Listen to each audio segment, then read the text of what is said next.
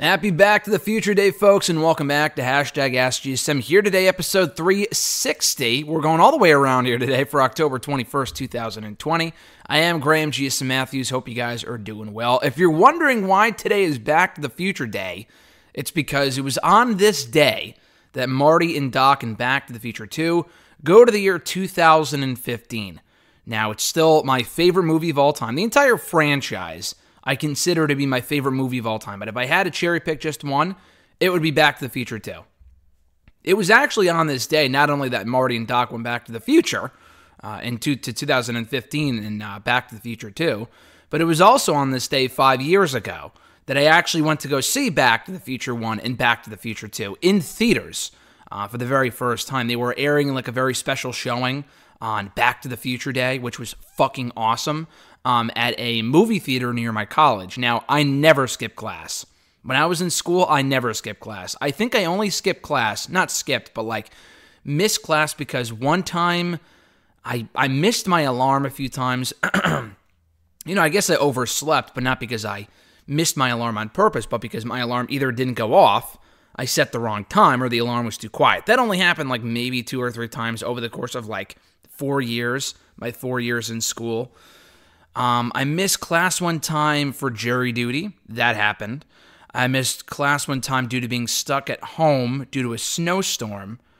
And I think that was about it. I never really missed class otherwise. I never really missed class. And then, I think a time or two I had to take a quiz, or I didn't do the homework, so I didn't go to class. But other than that, I never really missed class. But I did skip one time, 5 years ago today, just one class, to go see Back to the Future 1 and 2 in theaters for $5. Now, my roommate and I only planned on seeing the first one in theaters, in the theater that day, because it started around like 3 or so. Then we were going to catch a ride home or back to the dorm after it was over. The person who was supposed to drive us back wasn't there. They didn't show up. They were supposed to come see the movie with us or come catch the second half or something. I don't remember exactly, but he never showed. So we were there, and I'm like, well, if we're going to be here, why don't we just stay for the second one and then catch I think there was a shuttle, the school shuttle going from the mall, which is where the movie theater was, back to the campus. And we ended up having to miss the final, I would say, maybe 10 minutes of the movie, but I can still say I saw Back to the Future 1 and 2 in theaters 5 years ago today on Back to the Future Day. One of my favorite college memories, which was a lot of fun. I think Alexis and I actually plan on watching Back to the Future 3 later on today, because we rewatched Back to the Future 1 and 2 this summer. The first one as part of a live stream here on YouTube back on July 4th, or 3rd rather, which was the 35-year anniversary of the movie.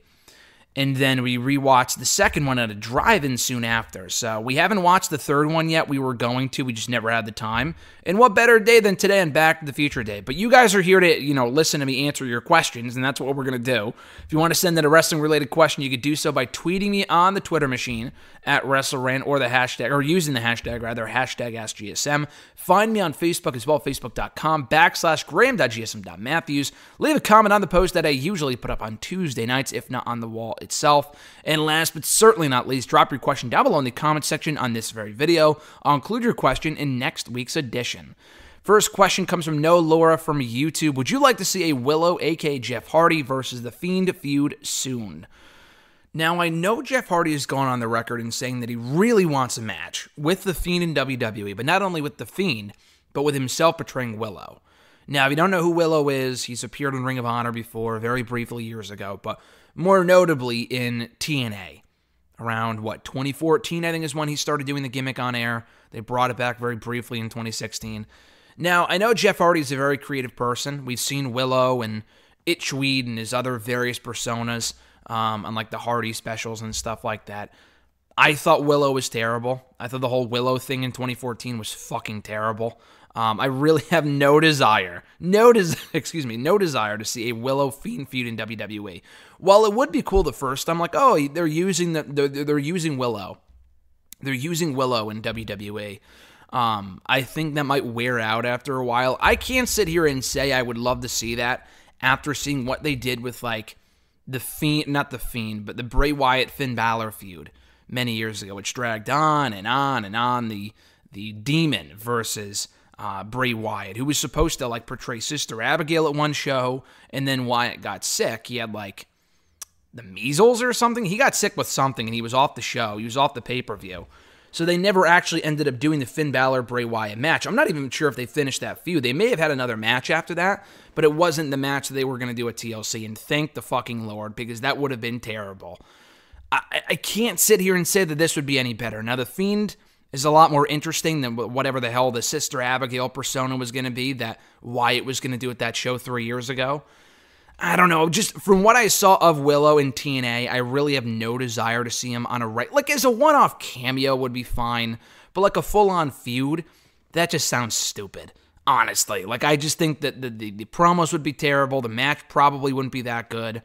I think a straight-up Jeff Hardy versus Fiend feud might be interesting. That I actually want to say. But otherwise, with Willow, yeah, I don't know. Maybe it was the presentation of the character in TNA that was bad, but then again, they had the Broken Matt stuff, and Broken Matt was way better in TNA than he ever was in WWE.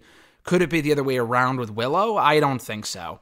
So I'm going to say no on that. If they did it, again, the jury is out. It could be interesting. It could exceed my expectations, but of what I've seen of the character over the years, I do not have faith at all that they would either do it right or that it would be worthwhile. At Jeremy8911 from Twitter, who do you think Roman Reigns' next feud should be with after Hell in a Cell? It's a good question. So you look at the SmackDown roster. Coming out of the draft, there's a lot of people that could potentially face Roman. Now, a lot of the people I wanted to see him face moved to Raw, but you could always see him, like, Matt Riddle or Jeff Hardy were two people I wanted to see Roman face.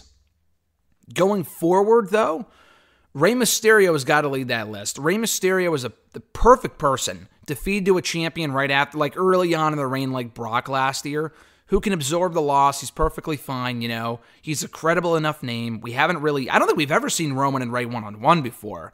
They've clashed in a few six-man tag team matches in that Survivor Series like 7 years ago, but never one-on-one as far as I can remember. So Roman and Rey would be a great feud, a great match, I think. Obviously, you have Big E at some point. I would save that for later down the road. Daniel Bryan's another option. I would probably, save that for later down the road. There's a lot of people. Goldberg, Brock. I really don't want to see Brock and Roman again. But Goldberg and Roman at some point, I don't think that's like a late 2020 feud. That's more of like a Royal Rumble feud. But Goldberg probably won't even be back until next year just because, the report was that he signed a contract that says he wrestles 2 matches a year. And he already did 2 matches this year, so we probably won't see him until next year. I would bring him back for the Rumble, not WrestleMania, for the Roman Reigns match. You could bring him back in Mania, too. That could be where his second match is. But I would do the first match at the Royal Rumble with Roman Reigns and Goldberg, and then obviously have Roman win. So as far as after Hell in the Cell, though, I'm probably going to say Rey. Kevin Owens is another guy that could make sense. He's coming off a couple of wins over Aleister Black. I think they could kind of build to that for later on in the year, like a TLC type of pay-per-view, So I wouldn't be opposed to that. I'm trying to think. Daniel Bryan, Kevin Owens, Rey Mysterio. Who else is on SmackDown that makes sense as a babyface? There's actually Seth Rollins, too, but that's a feud, obviously, I would say, for later down the road after Rollins becomes a babyface at some point, which hopefully wouldn't be anytime soon. I think he's doing really, really well in the heel role. There's no reason to make him a babyface again, at least not anytime soon, so I would put that in their back pocket for right now. But, yeah, probably Rey Mysterio. You could drag that out for a few pay-per-views into the rest of 2019. I know there's Otis as well, but, that's not a feud. That's like a one-off match on SmackDown where he cashes in, Roman kills him, and then you move on. That's not really a full-on feud. Yeah, probably Rey Mysterio. I would say early 2021, either Goldberg or Daniel Bryan. And then Big E at WrestleMania. Now, they could always reverse the roles and do Daniel Bryan at WrestleMania, but I think if you want to make a new star, Big E would be the guy to beat Roman. And obviously, The Rock, I want to see The Rock and Roman. I just don't know if it's likely based off The Rock's busy schedule and whatnot, so I'm going to say Rey Mysterio, though, for immediately after Hell in a Cell. I think it'd be a really, really fun feud and produce some fun matches as well. His second question, what are your thoughts on Ben Carter signing with WWE? So, Ben Carter might not be a very familiar name to a lot of you, nor was it to me like 3 weeks ago. I really have not seen much of his work at all, but he's been used a handful of times in AEW, on Dark and on Dynamite, the last month or so. He's a guy from the UK. young kid, I believe, very young kid. I think he was beaten 1 or 2 times on Dark, and then he was promoted for a match against Scorpio Sky on that Tuesday Night Dynamite episode about a month ago, 3-4 weeks ago. Before that, maybe that same day actually on Dark, they had an amazing match between him and Lee Johnson, probably the best Dark match I've ever seen. And they had an amazing match. Carter won, had another great match with Scorpio Sky. He may have wrestled again after that. I don't know. I know he tested positive for COVID, so he actually had to take some time off, and I guess he's fine now, which is good. But the rumor going around now is that Miro said on a stream, that's not the rumor, but the rumor now is that he's signed with WWE. Miro said in one of his Twitch streams that he's like, oh, we lost him to the dark side. Best of luck to him, but it sucks to lose one of the other guys, blah, blah, blah. Kind of without actually saying it, implying that he's signed with WWE. And I think that's cool. Listen, listen, I'm a fan of both companies. I don't think I have ever said, unless it was Impact, and Impact's great now, but I'm talking maybe 5 years ago, not even 5 years ago, maybe 3 years ago, when Impact was in that really rough phase and people were going there, and I'm thinking, why are people going to, it's a dead end. Why are you going to Impact? I don't say that now. I think Impact's a great place to work. They've got a much better product. They got a pay-per-view coming up on Saturday, by the way, Bound for Glory. I actually got a chance to interview Moose this past week. That interview's actually up right now, cheap plug, so check that out. So anyway, but yeah, Impact, I wouldn't really say that about them now, but, as far as oh man, I can't believe they signed him. That's so stupid. Why would he do that? I would never be mad for the talent. Unless it was a person that WWE brought back that had no reason being brought back. For example, Alberto Del Rio. They re-signed that clown this year, I would have been fucking pissed because he has no business being back.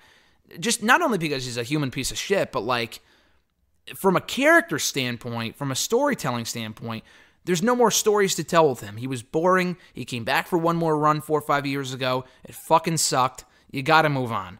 He got the big return pop. That was cool. They botched the return. There's nothing more to do with Alberto Del Rio and WWE. Aside from maybe a one-off Rumble appearance, but that might not even be possible because the guy's going away into jail, presumably for a long time, so probably not. So, yeah, him, Eva Marie was another example. I really don't care about Eva Marie being back in WWE. I really don't. I know she improved a little bit towards the end there in NXT, but as far as being back for a full-on run on the main roster, it's does either brand really need her? The answer is no. I don't think anyone was clamoring to see Eva Marie back in WWE. But I didn't get mad at her re-signing with WWE because, I really think she should have gone to AEW. I saw so many fucking angry people this past week. I think the news broke on Friday. And Ben Carter put up a tweet with a video from when he was on the baseball team or doing something, I don't know. And the kid's from England, I believe, so it's probably not baseball over there, but maybe rugby, I don't know. Playing some sort of sport, he was being interviewed. It's a 20-second clip, a 30-second clip. And he said, I got to stop playing sports this year. This is actually my last season because they want to pursue my dream of becoming a WWE wrestler. I want to work for WWE, not just pro wrestler. I want to work for WWE. Kind of confirming the reports that he's WWE bound. So he's very clearly excited about it. He's made it quite clear that he wants to work there. First of all, if he didn't want to work there, then why the fuck would he go? Obviously, maybe for the money, but it's he's made it very clear at his age, usually people don't do it for the money. I could see a Gallows or an Anderson, that the schedule is easier. It's more money than any other company would have offered them back in 2016. I understand that, but for a Ben Carter, the kid could go anywhere. And WWE is very clearly his dream, as it is for many other people. So why shame the guy for that? Why shame WWE for doing that? Oh, fuck WWE for signing Ben Carter, or fuck Ben Carter for going to the competition. I saw so many angry people on Twitter, and I'm like, who the fuck cares? Some people had a pretty positive attitude about it, and I appreciate that. There's clearly a lot of AEW fans that would prefer to see him in AEW. And honestly, listen, so would I. I think he would do a lot better in AEW than he would in WWE. And that's not to, slight the kid. I think he has a lot of talent. And I would love to see him go far in WWE, and I hope he does. But just given how they book people, they fucking signed him, partially because he's very talented, but also because they saw what he could do in AEW. He was gaining a lot of buzz, and they just offered him a better deal than AEW could. So they signed him. Now, I don't want to see him slotted on 205 Live losing to fucking Arya Daivari next week, which I'm fearful might happen. But I'm not going to be mad at the company or mad at Ben Carter for signing with WWE, which is obviously very clearly his dream. And people just pissed that AEW doesn't have him. Who the fuck cares, dude? Who cares? You know what I mean? That's like getting angry at Jon Moxley for leaving WWE and then going to AEW, where he's clearly doing some of the best work of the last 10 years of his career. Why be mad at that? You know, FTR, why be mad at the fact that... I love both companies, I really do.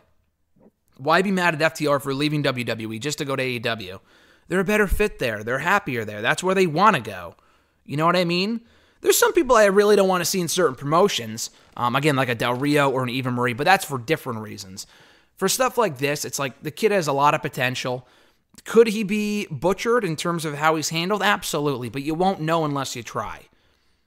Did he make the wrong decision? We don't know. We won't know for a while. But I think it's great that he signed with WWE. He's a really good talent. Again, if you have no idea who he is, go check out his matches on Dark and Dynamite, the Tuesday Night Dynamite, with Lee Johnson and Scorpio Sky, respectively, because they were great. At Reborn Again, John Ritland from the YouTube Machine. Check out his YouTube channel, Real Honesty with John Ritland. First question was, did they just take a bunch of ideas, hurl them at the wall, and used what stuck to book Raw this week? Because it just seemed all over the place. Yeah, that was a shit show. Definitely not the worst Raw I've seen all year. There have definitely been worse shows. I think the post-SummerSlam show and the pre-Clash of Champions show were definitely worse. Those were two of some of the worst shows I've ever seen, especially this year. This wasn't quite as bad, but for like a season premiere, a big reboot, it sucked. There really wasn't a lot to like about the episode. It failed on two accounts. One, they built it up to be a big show as a season premiere. It didn't feel like a special show. And two, it was supposed to build to the Hell in a Cell pay-per-view on Sunday. They confirmed one more match with Elias and Jeff Hardy. That's fucking it. That's stupid. So, it wasn't even like it wasn't a great show, but it got me more hyped for Hell in a Cell. It didn't. It really didn't. So, it failed on that front. It wasn't a great show. Didn't offer a lot of substance. The Retribution shit was terrible, and I'll get to their burial and shit in a second as to whether they were buried or not. A lot of people asked about that. I'm trying to think what else happened. The Braun Keith Lee stuff was just disappointing. I'm trying to think what else even happened on the show. It just was not a very good show. There really was not a lot that stood out to me as being overly entertaining. The Elias concert was okay. I enjoyed that for what it was. The Retribution reveal promo, like the hacker thing backstage, I thought was cool. But again, it came after they tapped out clean in the opener of the show. Why the fuck would I take them seriously now? You know what I mean? So, I don't know. It just was not a good show at all. And definitely failed in its, objective of getting me more excited for Hell in a Cell than I was previously. John's second question. So AEW Dark, why do they insist on doing 10 or more matches per episode? I know I've asked about Dark before, but it seems like they're doubling down on it now.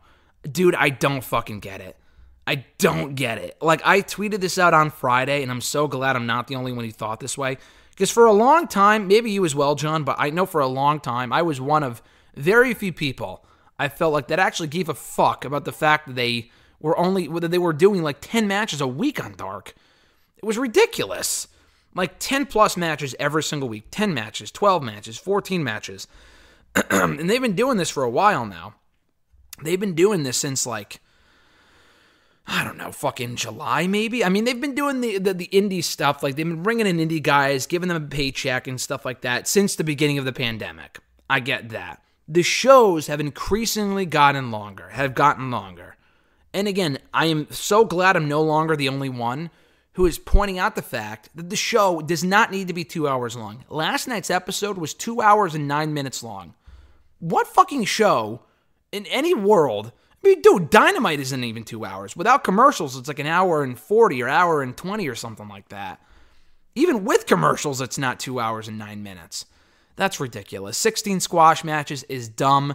I know some more matches last night compared to normal circumstances were competitive. They had some storylines develop. Oh, with John Silver, who cares? Like, listen, I like John Silver. He's very entertaining at being the elite. The guy was on the show 3 times last night.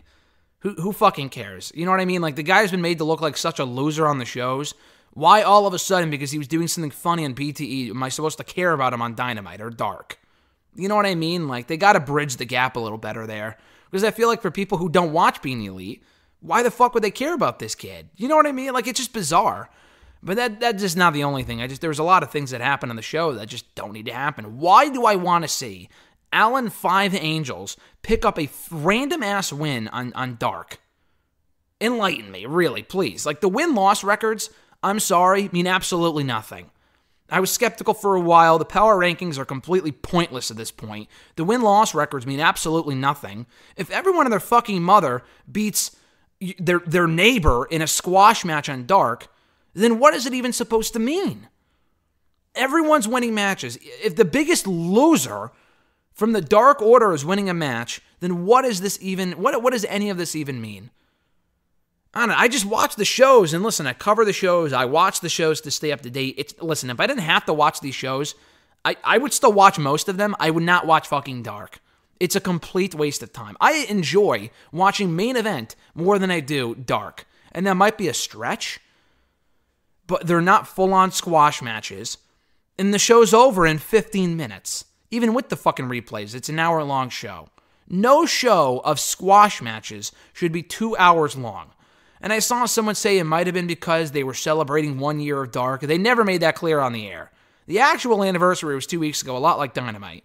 But they never actually said, oh, it's going to be 2 hours because it's an hour, it's a year-long or an anniversary edition of Dark. They never said that. They never made that clear, so I don't believe that to be the case. They're just getting fucking greedy at this point. And listen, it's great. They're giving people a paycheck.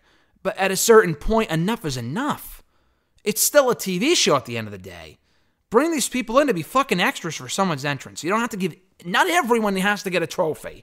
Not everyone has to get a paycheck. Listen, that's not the way that the world works, the wrestling world works. I think it's great that they're doing it. But when you do it every week with 16 people, it just gets to the point where it's completely ridiculous.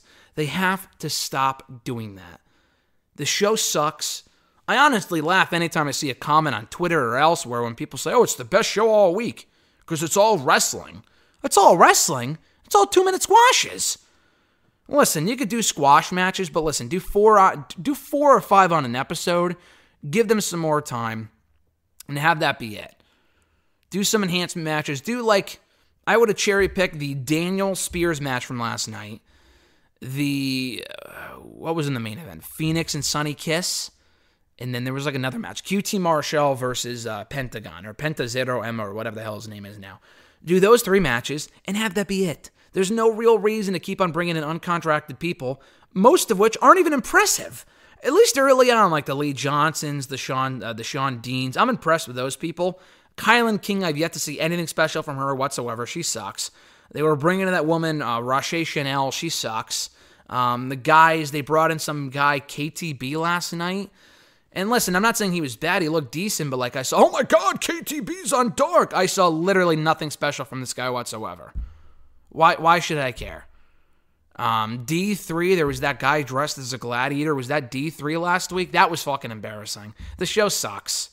Cut it down to an hour. Cut it down to 45 minutes. I complained a while ago about a match that we got on Dark. There was an episode of Dark in May or June that literally only consisted of Shawn Spears and Billy Gunn in a 20-minute match, and I fucking thought it was, I thought it was stupid. But listen, I will take that any day of the week now compared to what we've been getting for the last 2 or 3 months of all squash matches. It's a complete waste of time. At noob_n_co 1991, do you think, or rather, do you think that The Fiend and Alexa Bliss feuding with Retribution is a bad idea?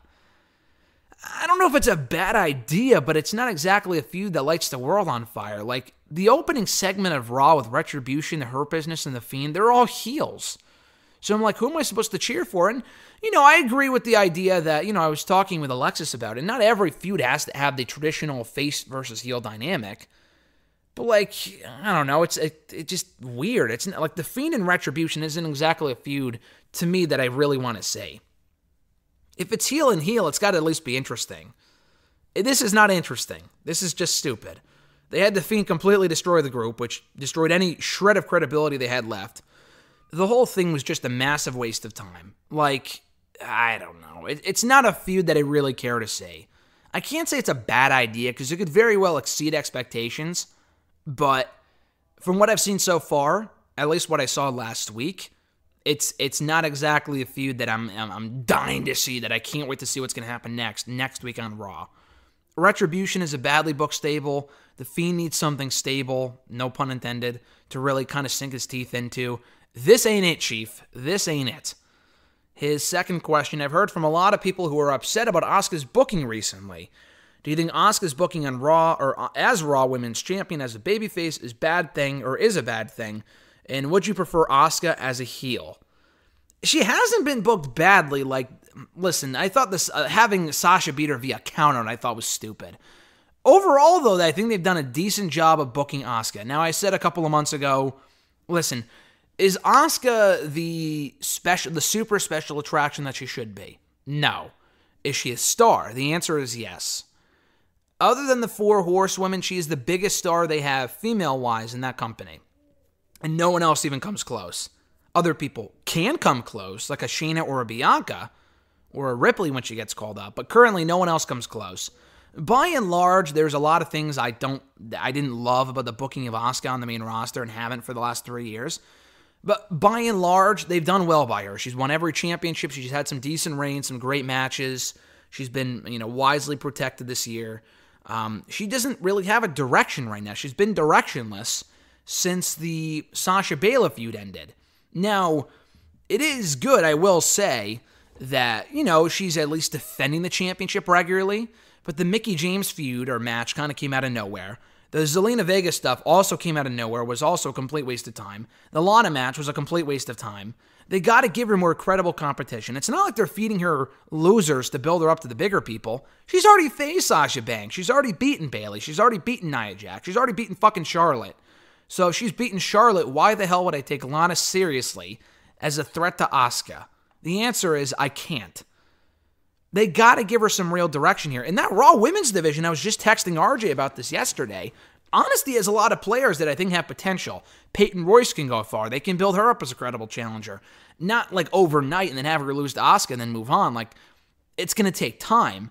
But she can be a credible opponent for Asuka. Lacey Evans at some point can be a credible opponent for Asuka. She and Asuka, I don't think have ever had a match before as far as I know. At least on the main roster. So that's an idea at some point.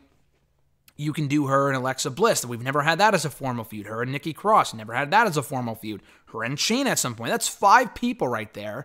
And Charlotte when she comes back. But we've already seen Charlotte and Asuka quite a few times. And she beat Charlotte clean earlier this year. So, yeah, I don't know. I mean, I don't think she needs to turn heel. I think she was already kind of a heel. And she was even more annoying as a heel as the Kabuki Warrior stuff. I think the heel Asuka that we got in NXT was a lot better. The face paint was cool, and I really like the heel Kabuki Warriors, but the whole dancing shtick, I mean, she's still doing it now. I just think that's incredibly annoying. And I know I'm in the minority on that. A lot of people like it. I just think it's annoying as hell. The whole dancing thing, and they just have her cut, like, it's not even like she's cutting promos in Japanese to have her be intimidating. They just have, maybe it's her idea, I don't know. But it seems like they're just like, all right, just go spew some gibberish in Japanese and make it sound like you're rambling, just to sound crazy, like. Their approach to it is stupid. If they had her speak Japanese like she did in NXT and it made sense and it wasn't just like they portrayed her as a lunatic, then I would be okay with it. But they make her come across like a goof more often than not. And that might be your own idea, but I just think it's stupid. Overall, though, her booking is good. They just need to give her a real feud. Turning her heel, though, is not the answer. Because you look at that Raw Women's division, you have 2 top heels right off the fucking bat. With Charlotte when she comes back, which will likely be in the next couple weeks, months, whatever. Probably before the Royal Rumble, if not at the Royal Rumble. And you also have Shayna Baszler. Those are 2 top heels right there. If you turn Asuka, you have to turn one of them. And neither one of those women should be heels, or rather baby faces. So, obviously, you're not going to turn Asuka in that case. Becky could be that top face, but she's not going to be around for a long time, I think. You have Peyton, who could be a top heel. Ronda, if they bring her back at some point, could be a top heel in that division. She's another potential opponent for Asuka down the road, assuming she ever comes back. So Lacey Evans is a heel. Alexa Bliss is a heel now. Turning Asuka heel would be an incredibly dumb decision. They just need to give her better competition, that's all. At Iwagu91, what were your thoughts on Michael Cole bashing Daniel Bryan in the early 2010s? It was just annoying. Like, I know they did it for the story in NXT early on, and it led to that great moment where Daniel Bryan just flipped out on Michael Cole and he, like, beat him up at ringside. That was awesome. But, like, beyond that, when they had him, like, whine about Bryan in the main roster, which wasn't Michael Cole's fault. It was Vince McMahon feeding his own opinions about Bryan through the headset, through Michael Cole, and having Michael Cole kind of portray how he actually feels about Daniel Bryan. But it just got old really, really quickly. And on NXT, again, it was fine. But like they continued it on the main roster. They continued it even when Daniel Bryan won the World Heavyweight Championship in late 2011. It's when Daniel Bryan's kind of like an unknown commodity, it doesn't make people want to take him seriously if the commentator, one of the commentators, the most credible commentator you have, is burying him. So I always thought that was stupid. I didn't get Bryan more over. It was just a complete waste. What were your thoughts, or are your thoughts, on Tucker's new tag team partner on Raw? El Gran Gordo is probably, it's not probably how you pronounce it, actually. That was terrible. Obviously, Otis, it was fine. People saying they're already going back on the brand split. Listen, I will be the first one to complain about that, but I was more angry that they did that with the Riot Squad than they did with Otis, because it's not like Otis was just on the show.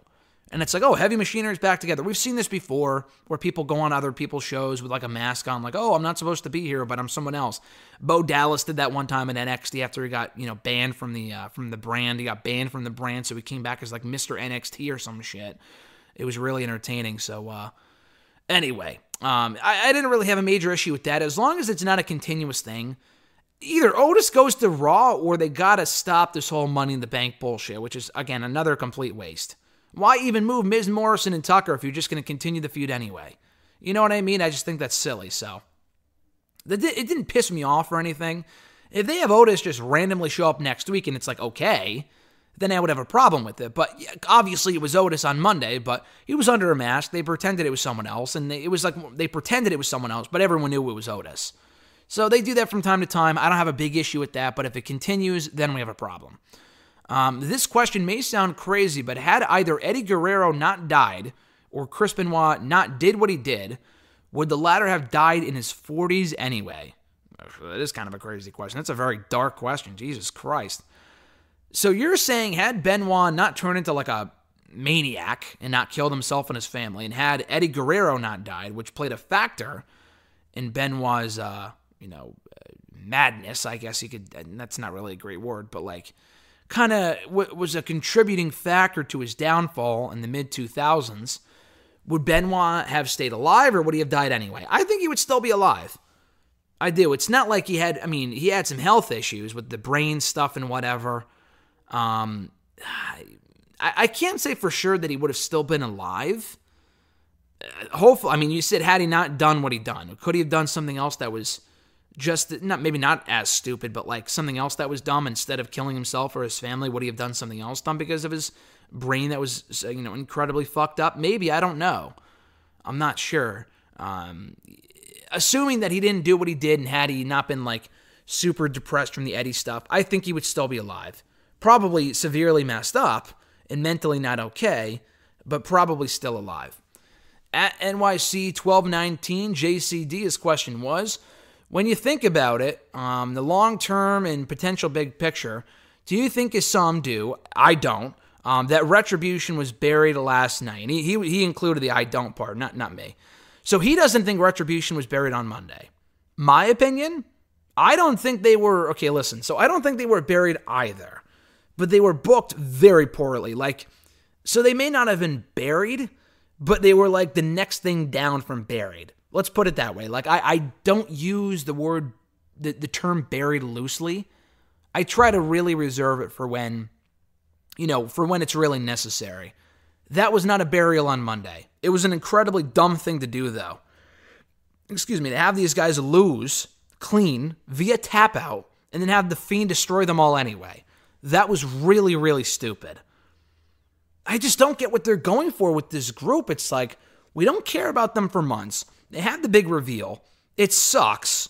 The names are terrible. The appearances are terrible. I'm willing to give them a chance when Ali is revealed as the leader, because I'm thinking, okay, this has potential. This could be cool.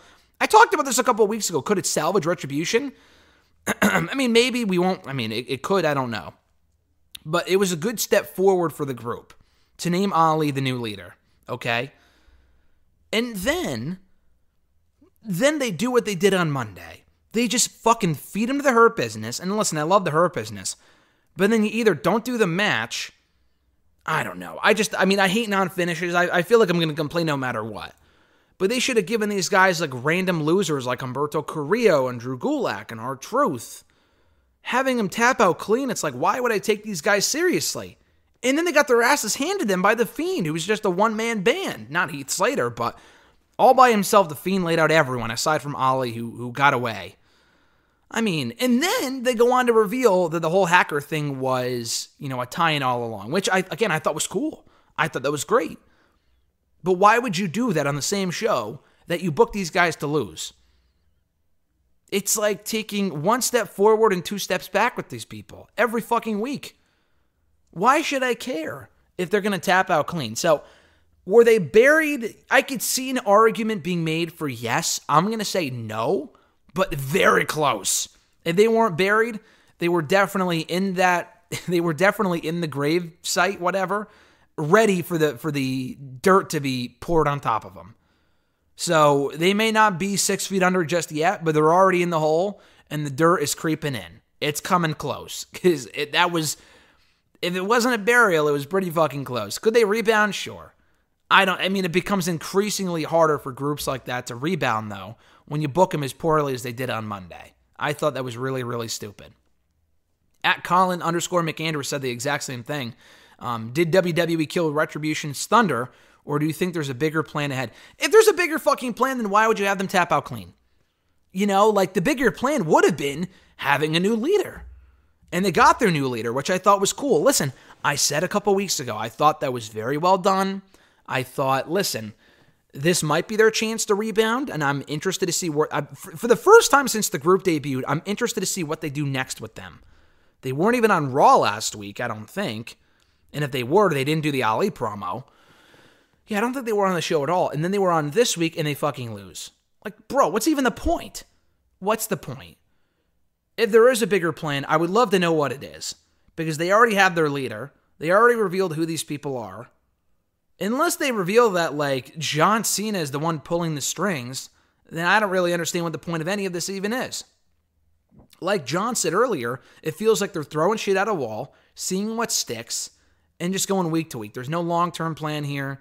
There's never any long-term plan with this company. I am positive that from the moment this group debuted, they had no idea that it would be Dijakovic, Dio Madden, Shane Thorne, Mia Yim, Mercedes, and whoever else is a part of the group. They just figure that shit out as they go along, which is a big problem. At E13A from Twitter, Emmanuel, what's going to happen this Sunday at WWE Hell in a Cell? Well, 4 matches so far. That's what's going to happen. Only 4 matches are on tap for the card, and that includes Jeff Hardy versus Elias. I think Jeff Hardy's going to win that. Maybe. I don't know. Could Elias win? I guess. But I feel like Jeff's lost a lot lately, so I'm going to say Jeff Hardy wins. It could go either way. Roman and Jay. Roman's going to win inside Hell in the Cell. I Quit match. Roman wins. Sasha Banks Bayley Hell in the Cell match for the SmackDown Women's Championship. I think Sasha wins. I would like to see Bayley win to see the feud continue, but I think Sasha's going to win. And then you also have Orton and Drew. Orton has lost so many times that I feel like Orton's got to win, but there's more opponents for Drew, so I don't know. It's tough. I talked about this a couple of weeks ago. I'm going to say Orton, even though there are a plethora of opponents for Drew to face. I feel like they wouldn't be doing this unless they were going to give a third win to Orton. So I'm going to say Orton. But that's all we know about the card so far. That's it. I fully expect them to add 4 or 5 more matches either on SmackDown or the day of the show or both. We're probably getting Sami Zayn and Otis, maybe. We're probably getting the Street Profits versus Rude and Ziggler for the SmackDown Tag Team titles, and the Zayn and Otis match would be for the Intercontinental Championship. What other feuds even are there on SmackDown? Would we get another match with Ray and Rollins or something? Murphy and Rollins maybe. Maybe Murphy wins, Rollins leaves to go on paternity leave. I don't know. I don't know. I really don't know what's going to happen. I really don't expect Sunday to be a great show. The last couple of Hell in a Cell pay-per-views have not been good. Like the last, I can't even remember the last like great. I don't even know if they've ever had a great Hell in a Cell pay-per-view. Last year's was terrible. The year before that was not great. It had its moments. It was actually pretty decent early on, and then it just kind of fell apart, especially kind of towards the main event. I'd have to go back and rewatch that one, actually, because it might have been decent. I just remember the main event being really bad. The 2017 one was fine. It was a solid show. Not great, but it was solid. 2016, I was there for that one. That show sucked. RJ and I will talk about that all day. Literally, every time I see the kid, we always talk about how bad Hell in the Cell 2016 was. It was that bad of a show. And then 2015, I don't even remember. I think 2015 was a good show. So that might have been the last like good Hell in a Cell pay-per-view I remember. But at any rate, I really don't have much faith, many expectations for Sunday. We'll see what they do with it. But I do not have high hopes. Let's put it that way. At Scarlet1 from Twitter, best and worst of the Wednesday Night Wars. They forgot, they don't know a number war anymore, so they don't even put a number at this point. They're just kind of saying the latest Wednesday Night Wars from last week. So the best and worst.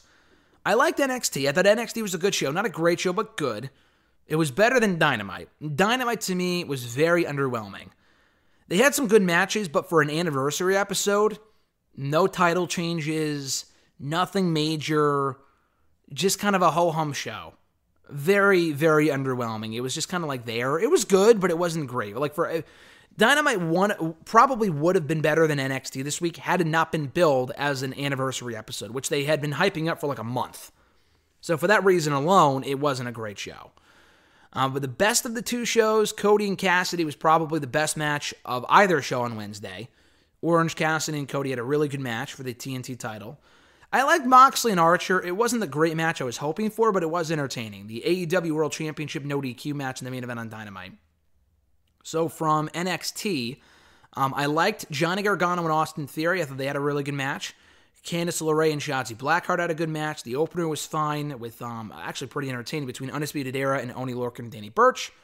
And Damian Priest and Dexter Lumis had a great match in the main event as well. Very good match from both of those guys for the NXT North American Championship.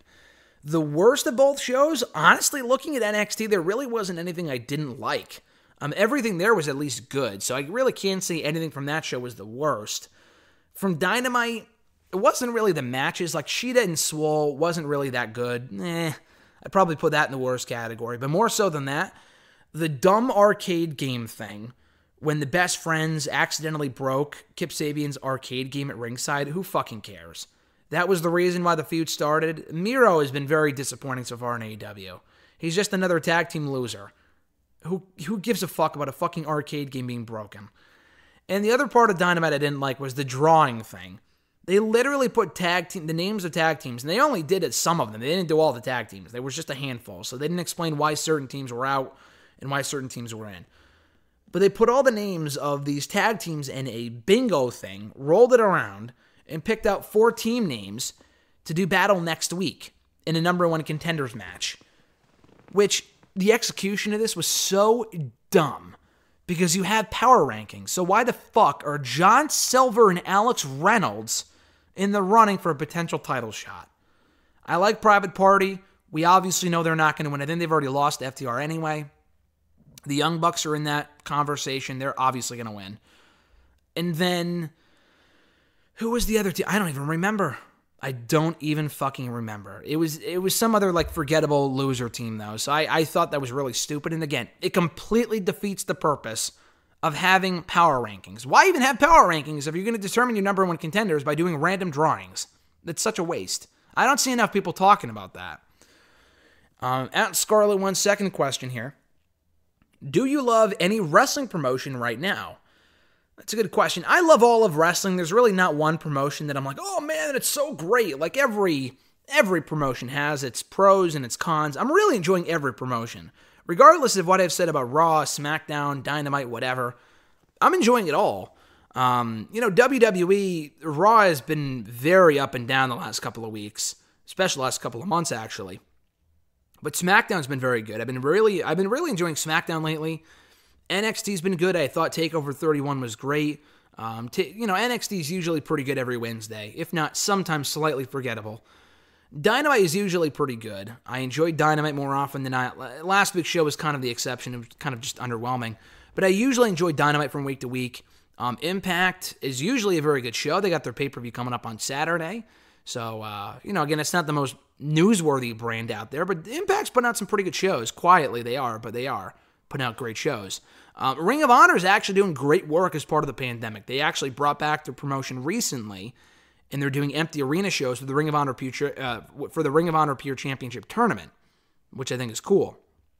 So I've been really digging the weekly Ring of Honor product. Matt Taven's back. EC3 just debuted this week. They're doing some cool stuff. So definitely check out Ring of Honor. There's no one promotion that I'm like, oh man, you gotta watch. You gotta watch it. I just like all of wrestling. There's no one promotion I hate. There's no one promotion I love. I love them all. I love WWE. I love AEW. I love Impact, and I love Ring of Honor. Those are all the promotions that I'm watching right now. I don't watch New Japan. It's not that I don't like it. It's not my cup of tea, nor do I have the time for it. And AEW, or rather NWA, isn't running right now. So I might be forgetting a promotion, but those are all the ones that I watch from week to week. At the Wrestle Guys, Sal's first question was, do you think at this point Drew McIntyre and Roman Reigns should hold their titles until WrestleMania? And if so, who would you like to see them face at the show of shows?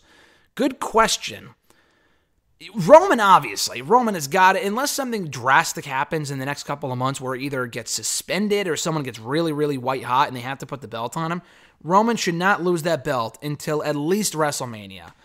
Drew, again, I could see him losing the championship as soon as Sunday, but I feel like it's a case where I feel like if he wins on Sunday, then he won't lose until WrestleMania. He can lose in the next couple of months. It just has to make sense. I want him to win on Sunday because he has potential feuds with Braun, who I don't really care about, but that's an option. The Fiend, Drew, or not Drew, he is Drew. The Fiend, AJ Styles, and who is the other one? Sheamus, obviously. I don't really want to see any one of those people beat Drew, but they're all potential contenders at some point. Of those three, I think Drew and Sheamus would be cool. As a WrestleMania match, I don't know. I think AJ and Drew as a WrestleMania match would be really cool, though.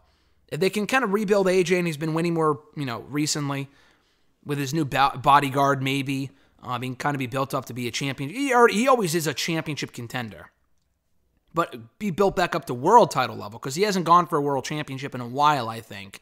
So, that's an option. I think Drew and AJ could be a WrestleMania match if they keep the belt on Drew till WrestleMania. Brock is an option for both guys. I really don't want to see that, though. I really don't. I don't want to see Roman and Brock again. I don't want to see Drew and Brock again. We've seen it enough. Drew and Brock only once, but as a WrestleMania match, no thanks. So yes, Roman should absolutely lose the championship. No, I'm sorry, he should absolutely not lose the title, before WrestleMania. Drew, it really is more a matter of what the story is, if it makes sense for him to lose. Because if it doesn't make sense, then yeah, they should keep the belt on him until WrestleMania. His second question, for Roman Reigns, I mentioned this earlier, but Big E. I think Big E would be the perfect person to take that belt from Drew. Or at least face him at WrestleMania, if not Daniel Bryan or The Rock. Drew, it's a little tougher, but I would say AJ Styles. Why do you think other companies get away with doing goofy or cringe segments and receive little to no criticism, but if WWE does it, they get blasted by a good majority of the fans? When you say other companies, I think we're talking about AEW here. Because Impact does some goofy shit. I don't see a lot of people pooping on that. I didn't really love the Wrestle House stuff. I kind of thought that was dumb, to be honest with you. But it's not like they do something incredibly stupid and then people are like, oh, this is amazing. Not really. Wrestle House was just kind of stupid. But everything else on Impact I enjoy. You got to be talking about AEW, because AEW does that sometimes too. Like the Clown Jericho shit. I saw some people were like, oh, this is amazing. I saw some people were like, this is stupid, but a majority of the people thought it was funny. And I'm talking about the segment from 2 weeks ago during the Jericho anniversary episode where they had the guy dressed as Jericho come out in a clown suit. That was so stupid. That whole segment sucked. I don't know if it was last week or the week before, but I think it was on that same show. They had the best friends make fun of FTR and call them weenies or something. That was really stupid too. And again, if that was in WWE, people would be fucking livid. Here's another thing that if it happened in WWE, people would be so pissed. The Miro arcade game bullshit. Not that people are praising it. But again, if that happened in WWE, people would be like, oh, this company's so devoid of creative ideas, they're out of touch, blah, blah, blah. But it happens in Dynamite, no one really bats an eyelash. I mean, come on, man. You got to call a spade here. It's dumb if they do it. It's dumb if anyone does it. An arcade game getting broken is why the feud started? Come on, grow the fuck up. What is this? Listen, I love video games, but this is so dumb. They're trying to make Miro... Lance Storm said this recently, I think on Wrestling Observer Radio, and I completely fucking agree.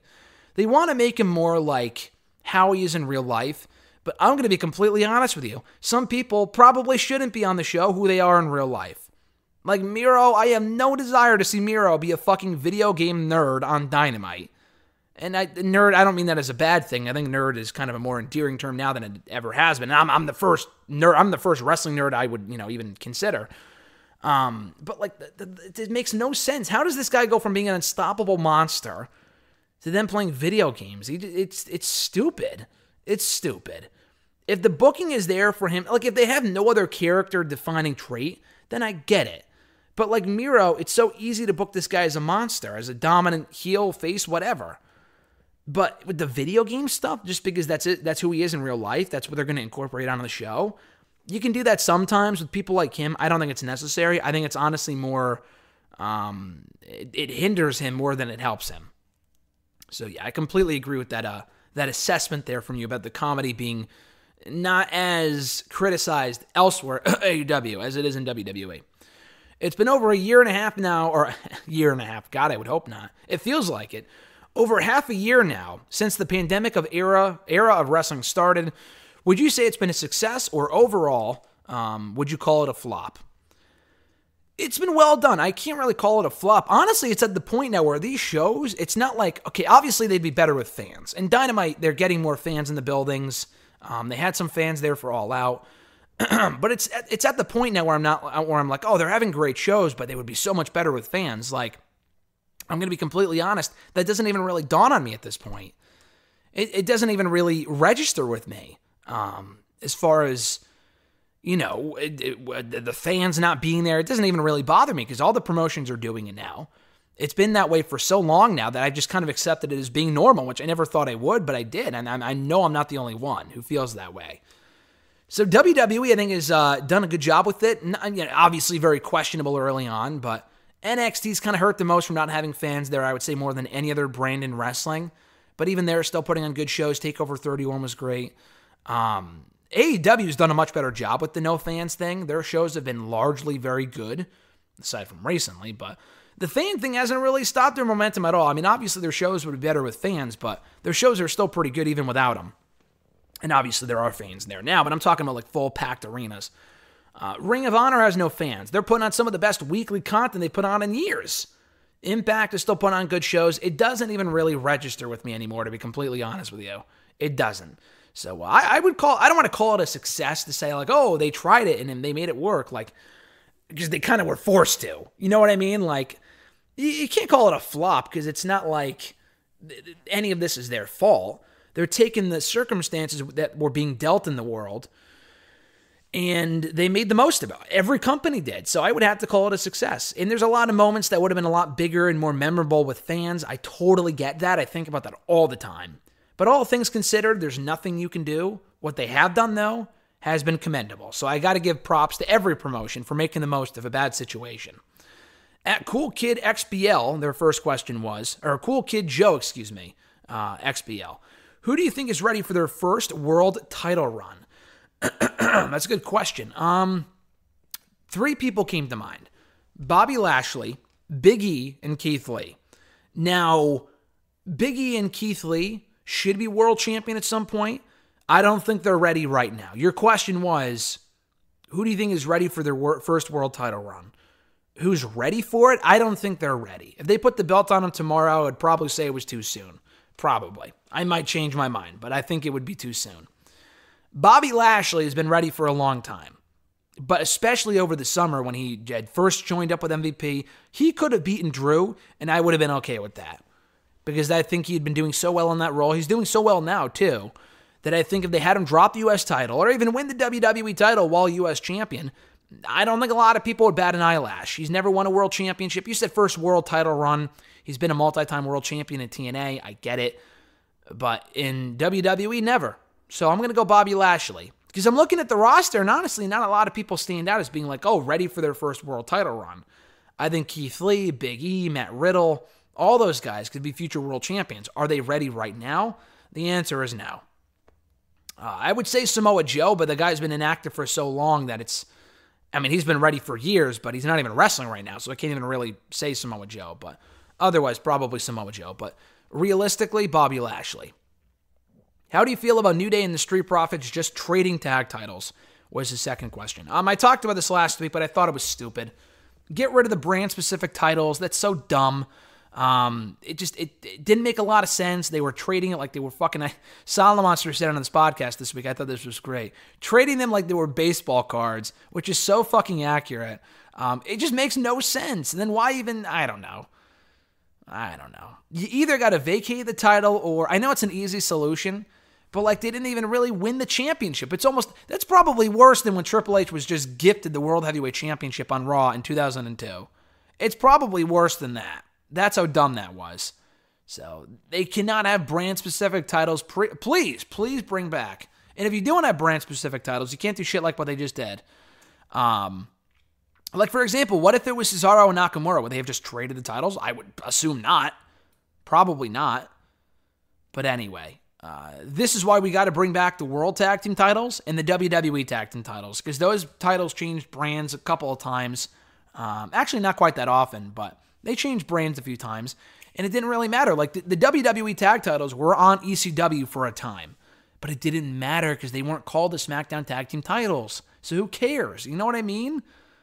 So they got to get rid of the brand-specific stuff because it just gets confusing when they do shit like what they did on during the draft last Monday. Or just make the champions ineligible. That's another idea too, but they probably won't do that either because they want their surprise factor. And if they want to move someone, they're going to move someone, but it's just stupid. And the final question at RJ_Marceau, my brother Mr. Marceau's question was, should they have just waited to do the draft, speaking of which, until after Hell in a Cell? At least with Raw, it still feels unorganized. I mean, I said this, I don't know if it was to RJ or to someone else, or I just said it in general. The timing is terrible. I know they did it in October because last year around this time was when they were doing the whole season premiership. But I just think after WrestleMania makes way more sense. I said it to Randy Cruz is what I said it to him on our podcast, I think a week or so ago. I said that it's got to happen after WrestleMania. That's when they used to do the Superstar Shakeup. And honestly, the night after WrestleMania makes more sense than even 8 days later. Because that's when the feuds are just wrapping up. And what you can do and what they've done in the years past with the draft, you do the draft in April, and you say that people can still go from brand to brand and finish up on their original shows until after up until the April pay-per-view, which back in the day was Backlash. Now it's like Money in the Bank, or there's no other April pay-per-view aside from WrestleMania nowadays, but like whatever the April pay-per-view might be. You can wait until then set the shows, the rosters in stone. Set the rosters in stone and then move on from there. To do a draft in the middle of a pay-per-view build, there's no matches set in stone for Hell in a Cell, aside from like 4 of them, which is not good. And it's not like, oh, they're going to have 4 matches. It's a shorter show. When has WWE ever had a fucking 4-match show? I mean, really. Let's not be stupid here. People thinking that having less matches is better because they're going to have a shorter show. I mean, again, 6 matches is one thing. I think they've had a 6-match card before, and they have. Maybe 5. Definitely not 4. I can't think of the last 4 fucking match card they ever had. So let's not get ridiculous here. But at any rate, it's just silly because then all the feuds are messed up. Like, what if Orton went to SmackDown? It would make it more obvious that Drew's going to win on Sunday. So the whole thing would have been a mess. And, that's all I got to say on that. They got to do it in April. But if I heard someone saying, it might have been Solomonster, but I heard someone say that they could do it in November after Survivor Series. Now, we talk about stakes. You want to make Survivor Series mean something, put draft picks on the line. Have the winning brand get the first draft pick, or pick whoever they want from NXT, or whatever, and then do the draft the night after Survivor Series. If they really want to do the draft in the fall, that would make more sense, if not to just do it in April. I think that's still ideal, but if they want to do it in the fall, that would make more sense. Because in October, right before Hell in the Cell, like 2 or 3 weeks before, is stupid. Because it interrupts feuds. You got to start new ones. And Raw was just a mess on Monday. It was a fucking mess. It felt like a new beginning, but the pay-per-view's on Sunday, so it wasn't really a new beginning because the show was still not that good, but they were billing it as a new era. How do you start a new era on a go-home show before a pay-per-view? Which means absolutely nothing. That's the problem. So yes, they should have waited until after Hell in a Cell, but even better than that, they should have done it after Survivor Series or done it after WrestleMania. And that's going to do it, guys, for episode 360 of #AskGSM here today for October 21st, 2020, Back to the Future Day. Hope you guys enjoyed the episode. Thank you for listening, watching, whatever. Be sure to like the video, drop a comment, share the video, and subscribe to the channel for more daily content. Hit that little bell button as well to be notified every time a new video goes up.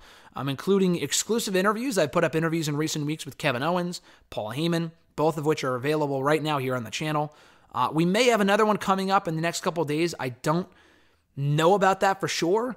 I got to find out. Maybe not before Hell in a Cell, but I guess we'll see. I said this earlier, 2 quick cheap plugs. Had a chance to talk to 2 people in the last couple of days. One, Moose, the TNA World Heavyweight Champion, self-professed anyway. Don't let him know I said that, but we did an interview for What Culture. That's up right now on the website, so check that out. And then I also have an interview up, maybe not right now as this video goes up. It'll be up before NXT, but with one half of the #1 contenders to the NXT Tag Team titles, Bobby Fish, 1/4 of the Undisputed Era. I've had a chance to talk to Adam Cole this year, Roderick Strong, and now I'm talking to another Undisputed Era member, Bobby Fish, and he was very, very cool. So check out our exclusive interview coming out later today on dailyddt.com. If you want to send in a question to the show, you can do so by tweeting me on the Twitter machine at WrestleRant with the #AskGSM. Find me on Facebook at facebook.com/gram.gsm.matthews. Leave a question on the post that I usually put up on Tuesday nights, if not on the wall itself. And last but certainly not least, drop your question down below in the comment section, and I'll include your question in next week's edition. Have a great one, guys. I'm Graham GSM Matthews, and I'll catch your ass down the road. But where we're going, we don't need roads.